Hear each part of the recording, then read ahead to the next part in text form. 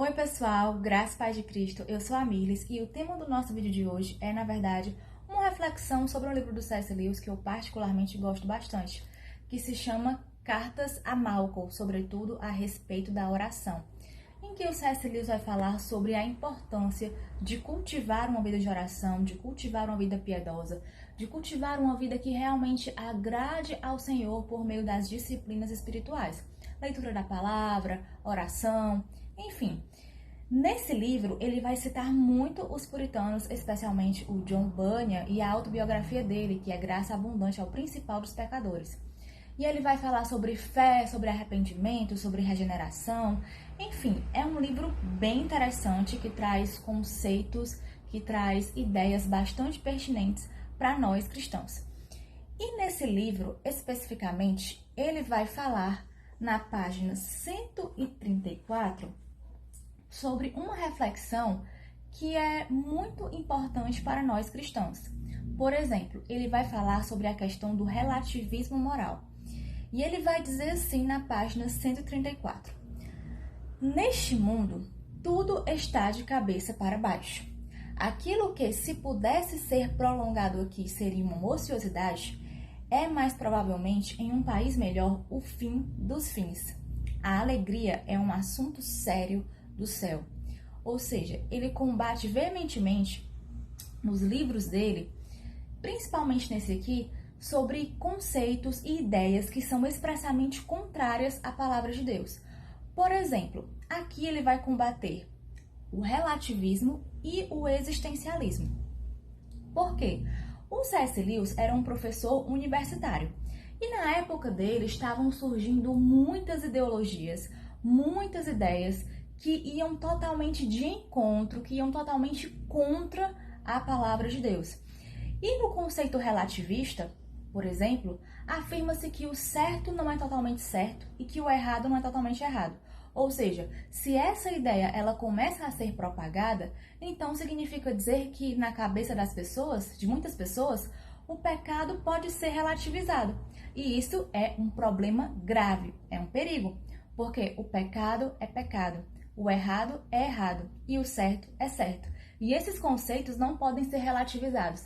Esses conceitos não podem ser de acordo com o ponto de vista de cada pessoa.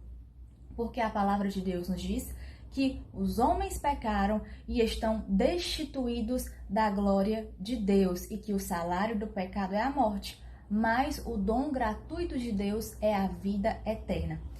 Nesse livro aqui, ele vai falar sobre o fato de nós orarmos constantemente e nos traz a lembrança de 1 Tessalonicenses 5,17, em que o apóstolo Paulo nos fala que nós devemos orar sem cessar, ou seja, buscar ao Senhor, realmente se derramar aos pés do Senhor e cultivar uma vida de oração, cultivar uma vida que agrade ao Senhor nesse aspecto de oração e de leitura da palavra. E Deus, ele conhece as nossas necessidades, ele conhece as nossas dificuldades, mas é necessário que nós oremos ao Senhor e digamos a Ele o que nós estamos passando para que nós reconheçamos que dependemos total e inteiramente dele. Orar ao Senhor significa um sinal de dependência, significa dizer que nós dependemos de Deus e que nós precisamos dele, que nós carecemos totalmente da ajuda dele para continuarmos e para vencermos as nossas dificuldades diárias. Como o Senhor Jesus nos disse, sem Ele nada podemos fazer. Sem Ele nós não podemos ir a lugar algum, porque Ele é aquele que nos guia. Ele é o próprio caminho, a própria verdade e a própria vida. E por que o C.S. Lewis vai falar no final da frase que a alegria é o assunto sério do céu? É interessante que nós, cristãos, estamos caminhando em peregrinação em direção à cidade celestial.